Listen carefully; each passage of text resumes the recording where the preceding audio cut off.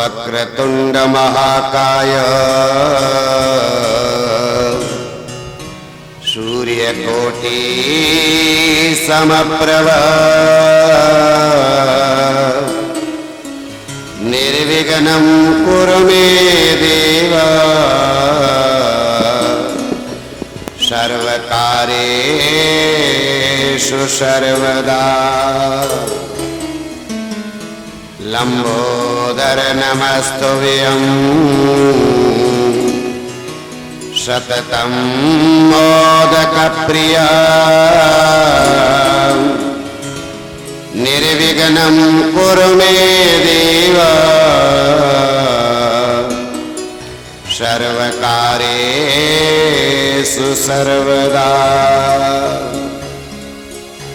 कृष्णाय वासुदेवाय हरये परमात्मने प्रणतक्लेशनाशाय गोविन्दाय नमो नमः। वंशी विभूषित करानवनीलदाभा पीताम्बराधरुणबिम्बफलाधरोष्ठात् पूर्णेन्दु सुन्दर मुखादरविन्दनेत्रात् कृष्णात् परं किमपि तत्त्वमहं न जाने। राधे मेरी स्वामिनी और मैं राधे को दास। जन्म जन्म मोहि दीजियो श्री वृंदावन वास। नमोस्तुते व्यास विशाल बुद्धे उल्लारविंदायत पत्र नेत्र येन तया भारत तैलपूर्णा प्रज्वालितो ज्ञानमया प्रदीपः। गुरुर्ब्रह्मा गुरुर्विष्णु गुरुर्देवो महेश्वरा गुरु साक्षात् परब्रह्मा तस्मै श्री गुरुवे नमः। बोल सद्गुरुदेव भगवान की जय। बोल वृंदावन बिहारी लाल की जय। आइए परब्रह्म परमात्मा के चरण कमलों में नतमस्तक होकर स्थान देवता नगर देवता क्षेत्रपाल देवता सबके श्री चरणों का आशीर्वाद लेते हुए अपने विप्र मंडली एवं पंडाल में आगंतुक माता बहने भाई बंधु सबको प्यार भरा नमस्कार करते हुए आज भगवान की असीम अनुकंपा से बड़े प्यार से हम लोग आज पुनः भगवान की सुंदर लीलाएं चर्चाएं श्रवण करने के लिए हम लोग एकत्रित हुए हैं। आइए दो बार प्यार से उस ठाकुर जी को याद करें जिस ठाकुर जी की कृपा से हम लोग यहाँ विराजमान हैं। बोल सद्गुरुदेव भगवान की जय। जय जय राधा रमण गिरधारी गिरधारी श्याम बनवारी।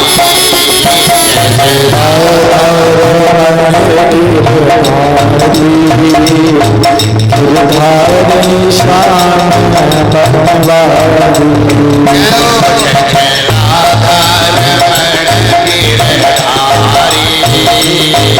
गिरधारी श्याम बनवारी।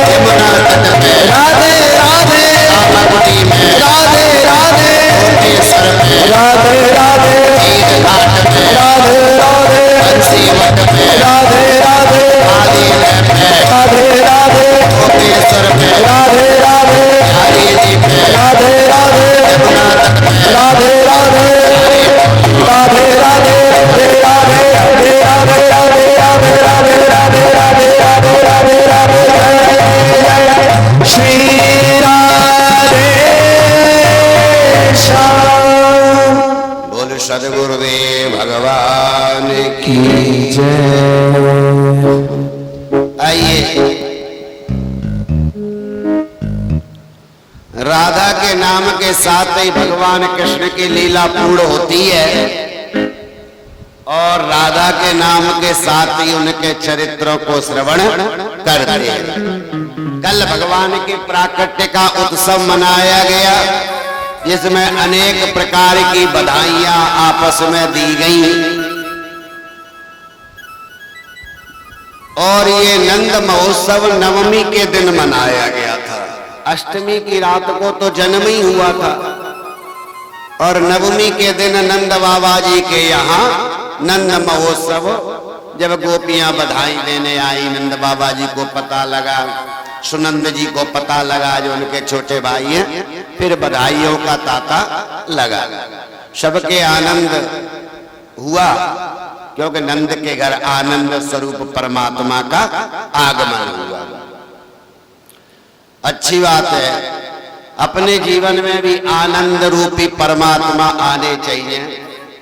आनंद रूपी परमात्मा का मतलब यह है कि परमात्मा आवे न आवे, लेकिन जब अपना मन आत्म विभोर हो जाए, मगन हो जाए, आनंद की अनुभूति हो जाए, तो समझ लो वही परमात्मा का स्वरूप है, वही परमात्मा का स्वरूप माना जाता है। सबको आनंद आया। नंद जी के घर नंद महोत्सव मनाया गया। क्यों नहीं मना जाएगा? नंद जी जो ठहरे, नंद जी के घर ही होगा नंद महोत्सव, क्योंकि नंद जी का अर्थ क्या है? नंदयति आनंदयति सर्वजनान स नंदः, जो सबको आनंद दे, सबको खुश दे करे, उनको नंद कहते हैं। तो जो सबको सुखी करे उनके घर में ही परमात्मा आता है। सिया राम मैं सब जग जानी, जिनकी ये भावना रहती है ना, उनके यहाँ पर ही परमात्मा आता है। केवल अपना अपना सोचे परमात्मा कहाँ से आएगा, है कि नहीं? क्योंकि भगवान ने सारी प्रकृति को बनाया है, 84 लाख योनियों को बनाया है, तो जो भगवान की प्रकृति से प्यार करेगा भगवान उससे प्यार करेगा, भगवान उससे प्यार करते हैं। इसीलिए नंद जी के घर में परमात्मा आए। बोल वृंदावन बिहारी लाल की। यशोदा जी के घर में ठाकुर जी आए। बताओ प्राकट्य का हुआ देवकी के यहाँ, लेकिन सम्मान किसको मिल रहा है?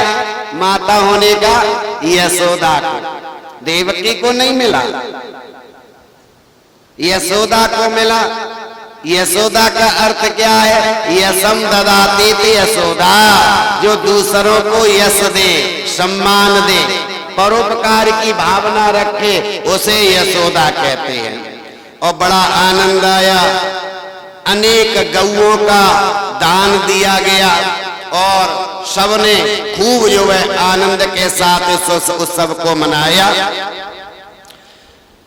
1 लाख 9 लाख गौए नंद बाबा के नवनित माखन हुए। तो 9 लाख गौओं का वर्णन है, तो उन्होंने अगर हजारों की संख्या में गौ का दान भी कर दिया, लाखों की संख्या में गौ का दान भी कर दिया, तो कोई बड़ी बात नहीं है। बोल सदगुरुदेव भगवान की जय। भोले बाबा तो दीदार करने जाते हैं। उन्होंने सोचा नंद महोत्सव नंद गांव में मना, लेकिन हम तो रह गए। तो भोले बाबा ने सोचा मुझे भी प्रभु के दर्शन करने जाना चाहिए, लेकिन जाऊं कैसे? हमारे प्रभु तो नर लीला करने आए हैं, और मैं अगर कैलाश पर्वत से जाऊंगा तो पोल खुल जाएगी। ये कैसी नर लीला है? ये नर हो ही नहीं सकते। जिसके दर्शन करने के लिए स्वयं कैलाशवासी आ गया, वो नर लीला में तो जो है बाधा आ जाएगी। लोग सोचेंगे ये तो शिव जी से भी कोई बड़ा होगा। तो शिव जी सोच रहे हैं मैं कैसे जाऊं, इसीलिए उन्होंने शिव जी ने संत का बाना बनाया, और संत का बाना बना करके जाने के लिए तैयार हुए। और जब जाने के लिए तैयार हो गए, तब उन्होंने जाने का सोचा, तो उनके 2 गणते श्रृंगी भृंगी, उन्हें पता लगा कि भोले बाबा आज कहीं जा रहे हैं, तो जो है इसीलिए स्वयं श्रृंगी भृंगी ने भोले बाबा से कहा कि महाराज हम भी आपके साथ जाएंगे, लेकिन शिवजी ने इनकार किया। शिवजी श्रृंगी भृंगी को साथ नहीं ले गए। क्यों नहीं ले गए? तो शिवजी चले हैं भक्ति के लिए, और जब जब किसी भक्ति की ओर जाना हो, मंदिर जाना हो, कथा कीर्तन में जाना हो, तो प्रयास करिए कि आप सशक्त होकर के स्वयं चलिए। और अगर कोई साथी चुने तो ऐसा चुने जो आपसे भी ज्यादा कथा का रसिया हो। अगर किसी वैसे कोई साथ के लिए चुन लिया और जबरदस्ती किसी को ले आए तो वो कथा सुनने नहीं आया, वो तो आपके कहने से आया है। तो ना तो उसने सुननी है और ना तुम्हें सुनने देनी है। उसकी निगाह कहाँ होगी? घड़ी पर होगी। अब इतने बज गए, पंडित जी ने लेट कर दिया, वो इतना हो गया, इतना हो गया। इसीलिए भोले बाबा शिक्षा देते हैं कि जब जब प्रभु की प्राप्ति के लिए, प्रभु के दर्शन के लिए निकलो तो अकेले निकलो। और भोले बाबा ने वही किया, बाना बनाया महात्मा का और गोकुल की नगरी नंद बाबा के गांव में निकल पड़े। और जब गांव में निकलते हैं, भोले बाबा को लोग देखते हैं तो गांव के गांववासी लोग क्या कहते हैं? देखो देखो, ये बाबा तो शिवजी जैसा है, ये बाबा शिवजी जैसा है। जो हमारे लाला के दर्शन करने के लिए आया है ना, ये तो शिवजी जैसा ही लग रहा है। अब शिवजी तो शिवजी जैसे ही लगेंगे, लेकिन उन्हें नहीं पता कि ये शिवजी है। और अचानक भोले बाबा माता यशोदा के महलों के बाहर पहुंच जाते हैं और आए हुए एक महात्मा को देख करके भिक्षाम देहि की आवाज पुकारते हैं। और जैसी आवाज पुकारी जाती है, माता खिड़की खोल के देखती है कि एक महापुरुष आए हैं। दासी को आदेश देती है, दासी एक टोकरी में कंद मूल फल लेकर के आती है कि लो बाबा, हमारी माता के घर लाला भयो है, बधाई स्वरूप में आप ये भेंट स्वीकार करो। भोले बाबा कहते हैं, अरे मैया, ये मुझे भेंट की आवश्यकता नहीं है। हाँ, अगर तेरी माता कुछ बधाई देना चाहती है ना, तो मेरी इतनी ही बधाई है कि अपने लाला के दर्शन करा दो। दासी थी बेचारी गई, माता यशोदा को कहा, अरे मैया देख, वो बाबा आया है ना, ये बाबा तो जो है लोभी नहीं है, इसे धन संपत्ति की जरूरत नहीं है। ये तो बाबा ना अपने लाला को देखना चाहता है, निहारना चाहता है। मैया के मन में आया, खिड़की खोली, देखूं तो सही कि बाबा कैसा है। लेकिन बाबा के भेष को देख करके मैया डर गई। भले ही ऊपर से गेरुआ वस्त्र पहन करके महात्मा बने हो, बिच्छू नहीं उतार पाए होंगे कानों में, नाग देवता एक आध लगा लटका रह गया होगा, भस्मी तो रमी हुई है ना। इस अमंगल भेष को देख करके आज माता यशोदा कहती है, हरिदासी बाबा से कहते कि तेरे अमंगल भेष को देख करके मेरा लाला डर जाएगा।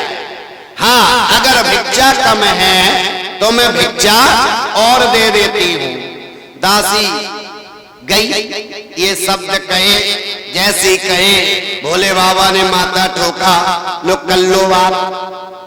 मैया को नहीं पता, मैया कहती डर जाएगा, सारे संसार को डराने वाला तो उसके घर में है, ये मुझसे क्या डरेगा।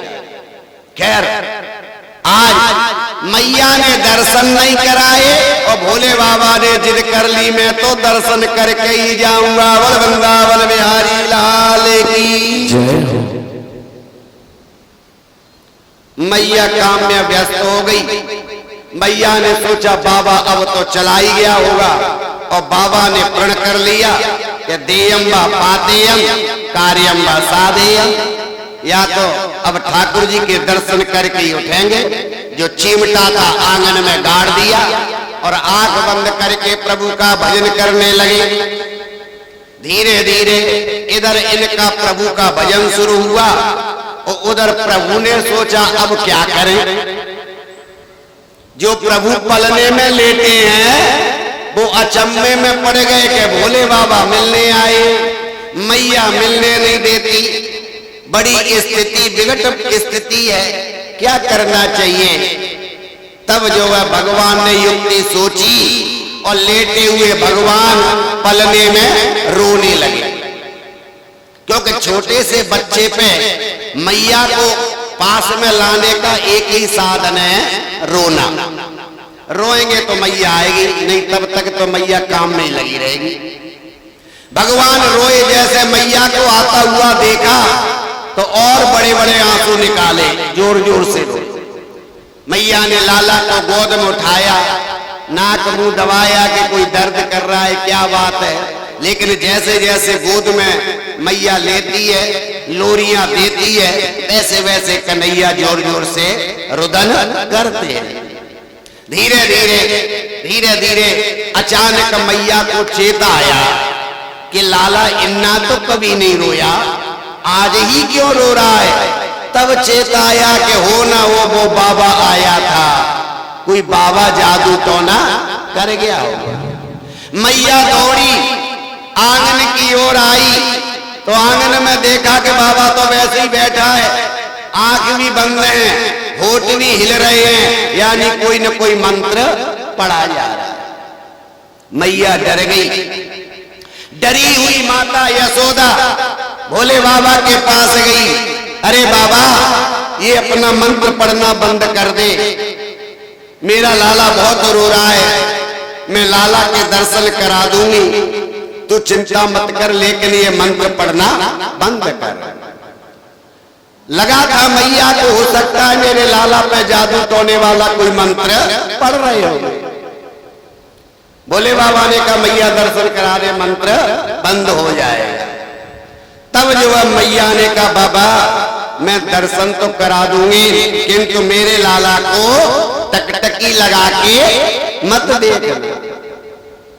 एक दृष्टि होती है आंखें फाड़ फाड़ के, आपस में माताएं कहती है ओ आई थी तो साढ़े मुंडे ਨੂੰ आंख फाड़ फाड़ के देख रही थी, तब से ही रो रहा है। कहावत है कि नहीं, वही आंख फाड़ के देखना, नजर नहीं लग जाए। बाबा ने कहा मैया तू ले तो आ, ये तो मुझे ने देखना है कि मैं कैसे देखना है। और मैया दौड़ी दौड़ी गई और बाबा पे जब आई मैया तब तक लाला भी चुप हो गया। तब मैया को भी लगा कि बाबा ही कुछ कर रहा था। खुश हुई मैया, लाला को ले आई और दूर से ही लाला को दिखा रही है, देख बाबा देख, ये मेरा लाला कितना सोना है, काला टीका लगा करके लाई थी। भोले बाबा ने दर्शन किए, आनंद आया, लेकिन आत्मा तृप्त नहीं हुई, तृप्ति नहीं हुई, आनंद आया। आनंद में विभोर करके भोले बाबा ने सोचा मैया ऐसे तो ये देगी नहीं, इसीलिए भोले बाबा ने कहा अरे मैया दर्शन कर लिए तेरे लाला के, ठीक है, हाँ आनंद आया, लेकिन तेरे को एक बात बताऊं, मेरे को तू ऐसा वैसा बाबा मत समझना, मैं ज्योतिषी जानता हूं, मुझे ज्योतिषी आती है, तेरे लाला का हाथ भी देख लूंगा, सारे ग्रह देखूंगा, सब कुछ बताऊंगा, सुख दुख, यहां तक ये भी बता दूंगा कि तेरे लाला की बहू कैसी आई। मैया को अपार खुशी हुई बहू के नाम से। उन्होंने कहा देखो बाबा मेरे लाला का हाथ देख ले।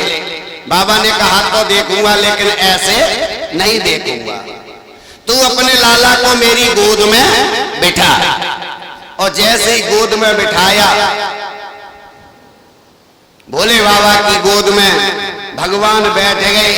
भगवान ने झूठ मूठ को उंगली घुमाई, हाथ पे दो चार बातें मैया को बताई, कुछ नहीं बताई। इतने में भोले बाबा की समाधि लग गई, आनंद विभोर हो गए। आज योगीश्वर योगेश्वर का मिलन हुआ और भगवान लाला को मैया को सौंप करके तन्मय हो गए और विभोरता में आकर के भूल गए कि हम तो महात्मा बन के आए हैं, क्योंकि नकली बन के आए हैं और नकल करने के लिए भी अकल चाहिए। आज भोले बाबा अकल भूल गए, नकल तो कर रहे हैं लेकिन नकल करना नहीं आ रहा और अपनी असलियत पर आ गए और भगवान के दर्शन से इतने आत्म विभोर हो गए और खड़े हो गए, नाचने लगे। और भोले बाबा पर तो एक ही नृत्य आता है, कौन सा? तांडव। नाचने लगे। जटाजवी गलज्ज्वला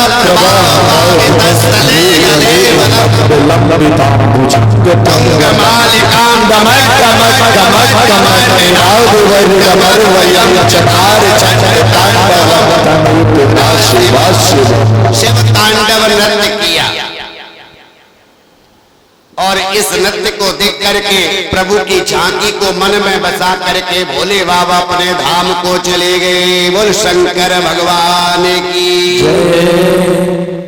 इस प्रकार भोले बाबा ने दर्शन किए, बड़ा आनंद आया और थोड़ी मोड़ी बातें माता को बताई कि तेरा लाला सम्राट बनेगा, राजा बनेगा, ये बनेगा, वो बनेगा, तेरे लाला की बहुएं बहुत होंगी।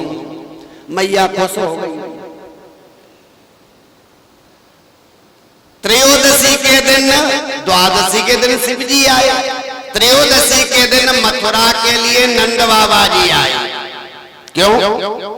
क्योंकि राजा कंस था ना, तो सोचा हमारे घर में लाला भयो है तो हमारा फर्ज है कि राजा को कुछ कर दे करके आए। भेंट स्वरूप उन्होंने पंचरत्न थाल लिए, उनमें सजाया और मथुरा नगरी आए और कंस के पास गए और मिले, मुलाकात हुई और वो भेंट अर्पण की। बोलो राधे राधे। जब भेंट अर्पण की तो कंस ने भी सोचा कि भाई इन्होंने हमें जो भेंट दिया है तो भेंट स्वरूप इनके लाला को आशीर्वाद तो देना होगा। अब कंस ने नंद बाबा जी के लाला को आशीर्वाद दिया। बोलो राधे राधे। अब कंस क्या आशीर्वाद दे रहा है? कंस ने कहा देखो ठीक है, अच्छी बात है, और उन्होंने कहा देखो तुम्हारे लाला की बड़ा होकर के इसकी जय जयकार हो, इसकी जय जयकार हो, नंबर एक। दूसरा कहा इन्होंने कि तुम्हारे लाला के शत्रुओं का नाश हो, और तीसरा इन्होंने कहा कि जो है तुम्हारे लाला को वो सम्राट बने, तुम्हारा लाला सम्राट बने। कंस ने आशीर्वाद दिए। कंस ने कहा तुम्हारे लाला की जय जयकार हो, तुम्हारे लाला के शत्रुओं का नाश हो। तो जब नाश होगा तो सम्राट तो अपने आप ही बन जाएंगे। अब कंस ने किसको मारने के लिए आशीर्वाद दिया है? भगवान कृष्ण का सबसे बड़ा शत्रु कौन है? कंस। तो मत कहिए कि कृष्ण ने कंस को मारा, कंस ने ही कंस को मारा। हो सकता है वो आशीर्वाद नहीं देता तो नहीं मरता, कोई न कोई रास्ता निकलता। इसीलिए इसे ही भगवान कहते हैं जिसे शत्रु भी आशीर्वाद दे दे वही तो परमात्मा है। यही परमात्मा में जीव में अंतर है। बोल सदगुरुदेव भगवान की जय हो। बाद में नंद बाबा जी वसुदेव देव की जी मिले, कैद से मुक्त हो गए थे ना, सुख दुख किया, हाल चाल पूछा। वसुदेव जी ने कहा हमें बड़ा दुख है कि आपके बच्चों की हत्या कर दी गई। उधर वसुदेव जी ने नंद जी से पूछा, हमने सोचा आपके भी लाला भयो है। नंद जी ने कहा हाँ महाराज आपकी कृपा से, हमारा तो क्या है वो आपका ही है। तो नंद जी को नहीं पता हकीकत में इनका ही है। बोलो राधे राधे। मुलाकात हुई। अंत तो गत्ता वसुदेव जी ने नंद जी को कहा कि अब आप शीघ्र मथुरा नगरी का त्याग करिए, क्योंकि हालात अच्छे नहीं है। ये कंस उपद्रव बहुत कर रहा है। जब से कंस ने आकाशवाणी सुनी है, अरे कंस तू मुझे क्या मारेगा, तेरे को मारने वाला 8वां गर्भ तो पहले ही ब्रजमंडल में पैदा हो गया है, तब से चैन नहीं आ रहा। दाल में काला जीरा भी दिख जाए तो कृष्ण दिखाई देता है। इसीलिए वसुदेव जी ने नंद जी को विदा किया। और इधर कंस ने क्या किया, जब इसको पता लगा कि मेरे को मारने वाला काल पैदा हो गया है, तो इन्होंने मंत्रणा की, मंत्रिमंडल को बुलाया और राय की कि शत्रु का नाश कैसे किया जाए, शत्रु का वध कैसे किया जाए, मौत के घाट कैसे उतारा जाए। जब ये राय की तो सबने अपना अपना आइडिया दिया, राय दी। उसी मंत्रिमंडल में एक थी पूतना नाम की राक्षसी। पूतना ने कहा मेरी भी राय सुनो, मैं भी कुछ कहना चाहती हूं। लोगों ने कहा सुनो भाई सुनो, ये क्या कहती है, कुछ तो राय देगी। पूतना ने प्रस्ताव रखा कि महाराज आपके शत्रु को मैं मारूंगी, आपके शत्रु का वध मैं करूंगी। लोगों ने कहा तू कैसे करेगी, युक्ति तो बता, कोई रीजन, कैसे क्या होगा, कैसे शत्रु का नाश होगा। तब कहा गया है कि मैं जो है ब्रजमंडल में 1 महीना के दरमियान जितने भी बालकों का जन्म हुआ है मैं उनकी हत्या करूंगी। बोल सदगुरुदेव भगवान की जय। और पूतना ही कर सकती है किसी के बच्चों की हत्या, क्योंकि पूतना है। पूतना का अर्थ क्या है, हिंदी वाला अर्थ है पूतना, जिसके पूत ही है नहीं तो दूसरे पूत का क्या दुख समझेगी। जाकी फटी न कबहू बिमाई, और वो क्या जाने पीर पराई।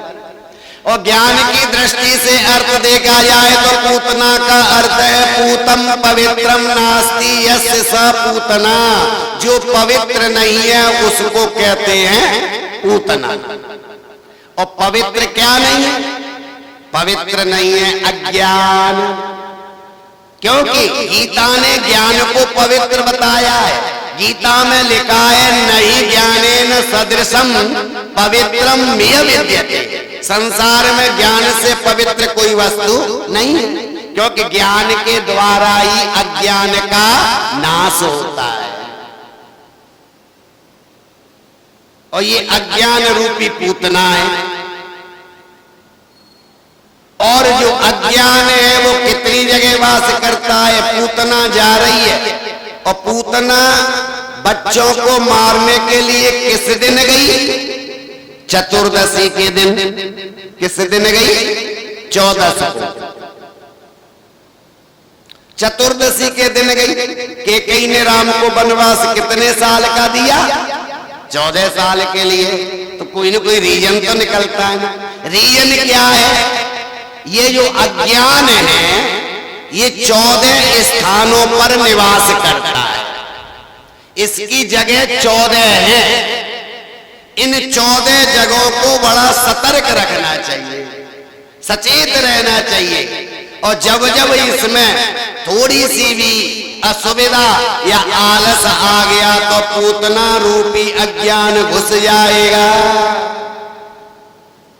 तो वो 14 जगह क्या है, 5 होती हैं ज्ञानेंद्रियां और 5 होती हैं कर्मेंद्रियां। 10 इंद्रियां होती हैं। 10 हो गए, मन, बुद्धि, चित्त और अहंकार। इन 14 स्थानों पर अज्ञान का वास है। और जब जब अज्ञान आए समझ लो पूतना आ गई। बोल वृंदावन बिहारी लाल की जय। और पूतना ने सुंदर स्वरूप बनाया। ब्रजमंडल में बालकों की हत्या करती हुई नंद बाबा के महलों की ओर जा रही थी।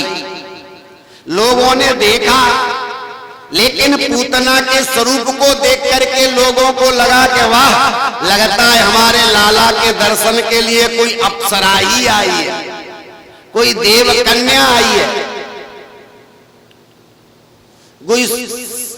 कोई ज्यादा ही सजा बजा व्यक्ति आ जाए तो लोग बोल ही नहीं पाते, पता नहीं कोई बड़ा आदमी होगा। पूतना के हाव भाव श्रृंगार को देख करके किसी माता बहन भाई बंधु में पूछने की इच्छा नहीं हुई या जरूरत नहीं पड़ी कि तुम कौन हो, कहां से आई हो या किसकी रिश्तेदारनी हो, जबकि पूतना तो किसी की रिश्तेदारनी नहीं थी और सीधी गई माता यशोदा के महलों में घुस गई। माता यशोदा रोहिणी अन्य कामों में व्यस्त थी। देखा दोनों ने, लेकिन बस यही लगा, रोहिणी को लगा कि कोई यशोदा की सहेली होगी, यशोदा को लगा कोई रोहिणी की सहेली होगी, लाला के दर्शन करने आई होगी। लेकिन पूतना किसी की सहेली नहीं थी और घुस गई। भगवान के पलने के पास पहुंची। आई हुई पूतना को देख करके भगवान ने सोचा, लो कर लो। पूर्व परिचित लोग भी आने लगे। अभी तो मैं 3-4 दिन हुए हैं। हाँ, मुलाकात पुरानी है, लेकिन इतनी जल्दी मुलाकात हो जाएगी दोबारा ऐसा नहीं लग रहा था। पूतना को देखा भगवान ने और देखते ही पूतना को देख करके भगवान ने अपनी आंखों को बंद कर लिया। लेकिन पूतना को कुछ दिखाई नहीं दिया। पूतना को तो केवल शत्रु दिखाई दे रहा है। किसका? हमारे राजा का शत्रु कृष्ण दिखाई दे रहा है। इसको उठाना है। और जो अपने स्तनों में विष का लेप करके आई थी, पूतना ने भगवान के मुंह में दिया। अब भगवान ने सोचा, अब माता ने जब स्तन दिया है तो बच्चे का काम है पीना। अब कुछ भी हो, दूध हो या कुछ भी हो, पीना तो पड़ेगा। जब मैया बन के आई है और भगवान ने पीना शुरू किया। बोल वृंदावन बिहारी लाल की जय। और जब भगवान ने पीना शुरू किया, पहले जहर पिया, फिर दूध पिया और फिर जो कुछ था सो पिया और धीरे धीरे कुछ नहीं रहा। अब तो पीने के लिए प्राण रह गए। क्या प्राण रह गए? भगवान जब पीने लगे, प्राण निकलने लगे, पूतना चिल्लाने लगी कि सामुंच मुंच प्रवासिनी, छोड़ दे छोड़ दे छोड़ दे, अरे लाला छोड़ दे। भगवान ने धीरे से कहा, मैया ये तो पहले सोचना था, क्योंकि हमारा तो रूल है कि हम पकड़ते नहीं और अगर पकड़ लें तो फिर छोड़ते नहीं। हमने तुम बुलाई नहीं, कोई हमने चिट्ठी नहीं लिखी कि तुम आ जाओ, तुम अपने आप आई है तो भोगो, आई है तो भोगो, फल तो मिलेगा जो कर्म किया है आपने। और इस प्रकार भगवान ने पूतना के प्राण को पी लिया। और जब पूतना गिरी धड़ाम से, तब आवाज हुई, क्योंकि वो कोई थोड़ी मोड़ी जगह में नहीं गिरी। पूतना 5 कोस में उसका शरीर गिरा, तमाम पेड़ पौधे उसके नीचे दब गए। और तब धड़ाम से गिरी, तब आवाज हुई, तब रोहिणी, यशोदा, नंद बाबा, ललिता, विशाखा, जिसको भी पता लगा, बाद में पता लगा। बोल सद्गुरुदेव भगवान की जय। गिरी हुई पूतना को देख करके, आवाज को सुन करके सभी दौड़ी दौड़ी सखियां आई। माता यशोदा बाहर आई। इतनी बड़ी दुष्टा राक्षसी की छाती पे खेलते हुए कान्हा को देख करके माँ मैया ने मत्था ठोका, हाय इतनी विकराल राक्षसी हमारे घर में आ गई। लेकिन हमें पता तक नहीं चला। और अनेक सखियों ने माता यशोदा को कुलाना दिया गया। फिर भगवान को उठाया, नवाया, गोमूत्रेण स्नापित्वा, गोमूत्र से स्नान कराया, राई नौन ऐसे वैसे जो कुछ किया वो किया। फिर काला टीका लगाया गया। बोलो राधे राधे। अब बात ये थी कि वो सारा का सारा काम घिरा पड़ा, उसका क्या करें? पूतना के शरीर से। फिर पूतना के शरीर को कटवाया गया, इकट्ठा किया, और जब शरीर इकट्ठा किया तो पहाड़ बन गया।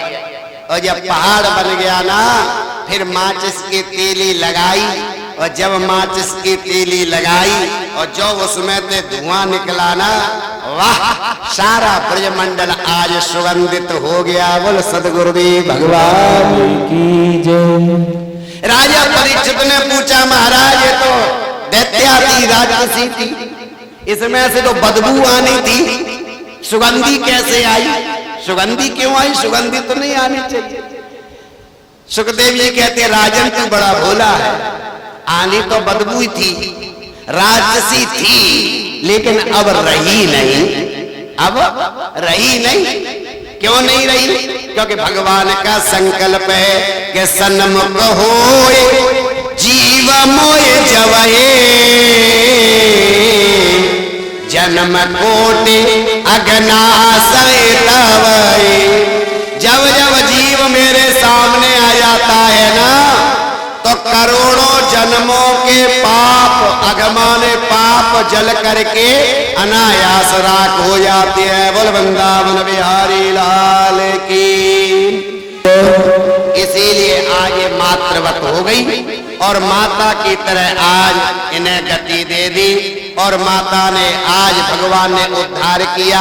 आइए हम लोग भी भजन के माध्यम से थोड़ा सा पूतना को भिलाने की चेष्टा करें, क्योंकि हमने तो भक्तों की कथा सुननी है। बोल सदगुरुदेव भगवान की जय।